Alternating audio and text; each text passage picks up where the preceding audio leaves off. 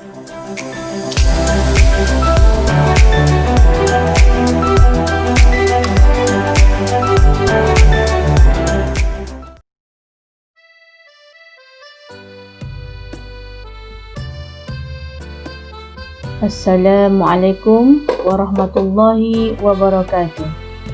Hari ini kita akan belajar bidang akhlak di dalam tajuk Muliakan Ibu Bapa, Bahagiakan Keluarga.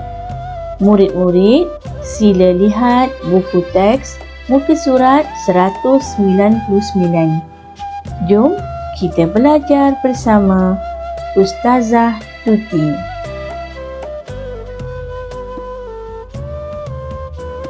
Pernahkah murid-murid mendengar dalil nakli berikut?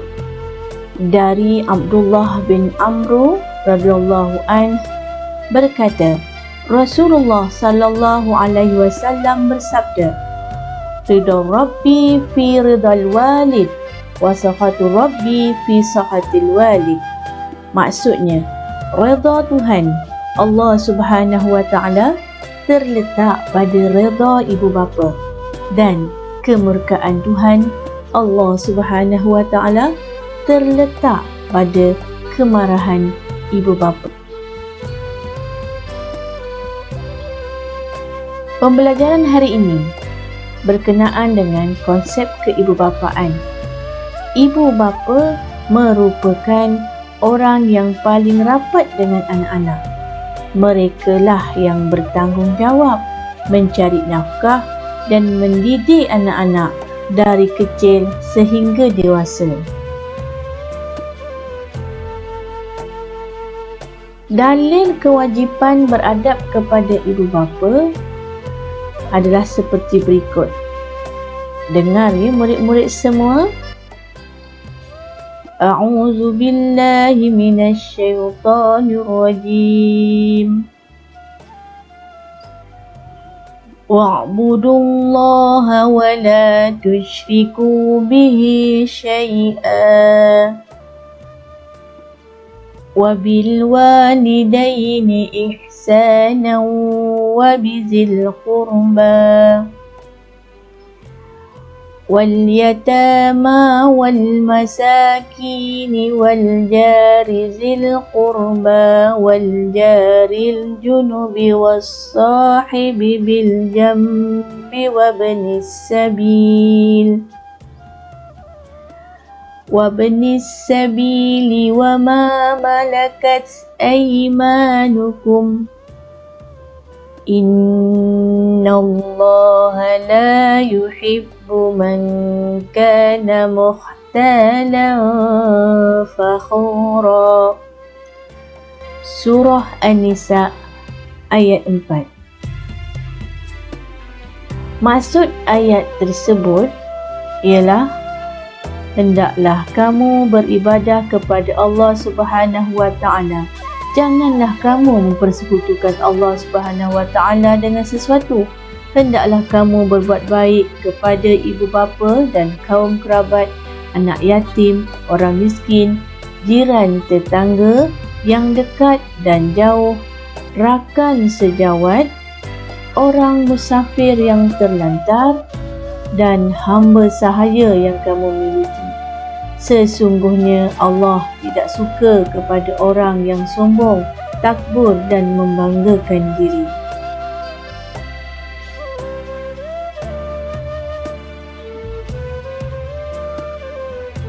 Sebab-sebab wajib berbakti kepada ibu bapa antara lain ialah ibu bapa yang mengandungkan kita, ibu bapa yang mengasuh dan mendidik, ibu bapa menyediakan segala keperluan hidup kita, ibu bapa lah yang paling hampir dengan kita, dan ibu bapa tempat rujukan dan tempat kita bergantung. Cara beradab kepada ibu bapa dan keluarga, di sini Ustazah nak terangkan dari 3 aspek. Yang pertama adalah hati, dan yang kedua dari segi percakapan, dan yang ketiga dari segi tingkah laku. melalui hati.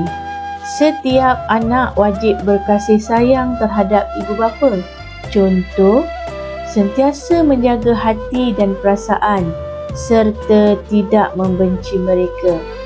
Anak juga perlu prihatin dan mengambil berat dengan selalu bertanya khabar serta menghulurkan bantuan yang diperlukan oleh ibu bapa. Dari segi percakapan, anak perlu bersopan santun dengan ibu bapa. Apabila bercakap, perlu menggunakan intonasi yang lemah lembut. Contohnya, tidak meninggikan suara kepada mereka. Tidak menyanggah percakapan ibu bapa, mendengar dengan penuh perhatian dan apabila tidak bersetuju dengan apa yang dikatakan oleh ibu bapa, perlulah disahaja.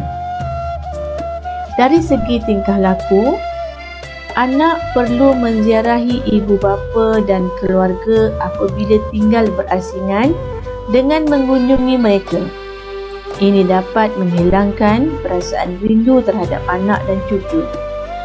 Merawat dan menjaga ibu bapa yang sakit dan tua. Contohnya, membawa mereka ke hospital untuk mendapatkan perawatan yang sepatutnya. Dan anak juga perlu memberikan nafkah atau perbelanjaan kepada ibu bapa mereka dengan secukupnya. Kita lihat pula berkenaan dengan kepentingan beradab kepada ibu bapa.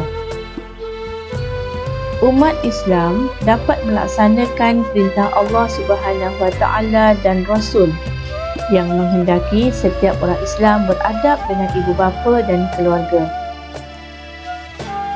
Membina kewibawaan diri, keluarga yang bahagia dan saling berkasih sayang dapat membentuk individu yang berjaya di dunia dan akhirat.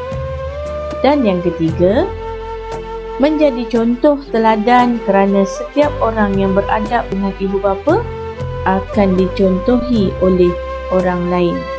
Dan akhir sekali, kepentingan beradab ke ibu bapa ialah membina keluarga yang bahagia kerana saling membantu antara satu sama lain.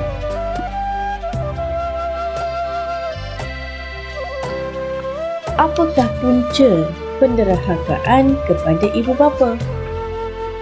Antara lain ialah kurangnya penghayatan agama dalam kehidupan. Anak tidak dapat menilai antara baik dengan yang buruk dari sudut agama. Contohnya, anak tidak rasa bersalah bila berbantahan dengan ibu bapa.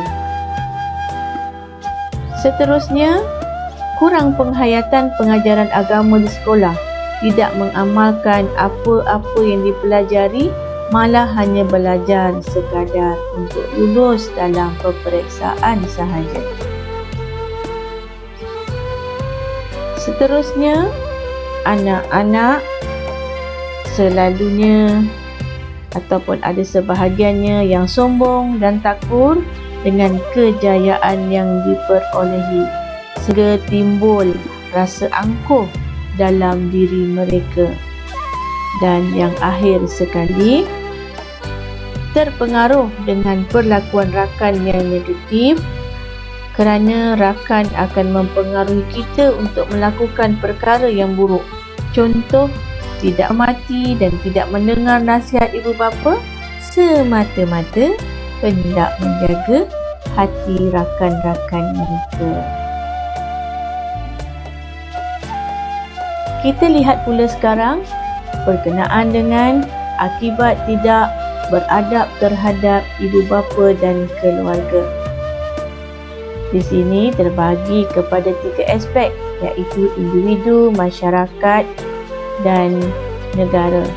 Dari segi individu, akibat tidak beradab terhadap ibu bapa, seseorang akan mendapat kemurkaan Allah Subhanahu Wa Taala. Mereka akan disisih dan dipinggir oleh ibu bapa dan ahli keluarga yang lain. Berdosa besar dan jika tidak bertaubat, boleh membawa ke neraka. Dari aspek kemasyarakatan, anak tidak dihormati oleh masyarakat kerana dianggap tidak berakhlak. Anggota keluarga berpecah dan susah mendapatkan pertolongan. Dan susah untuk mendapatkan kawan yang baik kerana orang yang baik tidak akan berkawan dengan kita. Mereka akan menjauhkan diri kerana tidak mahu terpengaruh dengan orang yang tidak berakhlak. Dan akhir sekali, berkenaan dari aspek negara. Negara tidak akan maju kerana institusi kekeluargaan telah runtuh. Negara tidak akan aman dan makmur kerana rakyat tidak bersatu padu. Dan akhir sekali, berlakunya banyak gejala sosial yang menyebabkan kerajaan terpaksa membelanjakan wang yang banyak, tenaga dan masa untuk pemulihan akhlak. Di sini jelas sebagaimana sabda Rasulullah sallallahu alaihi wasallam yang diriwayatkan oleh Abdullah bin Amr radhiyallahu an, tidak masuk syurga anak yang derhaka.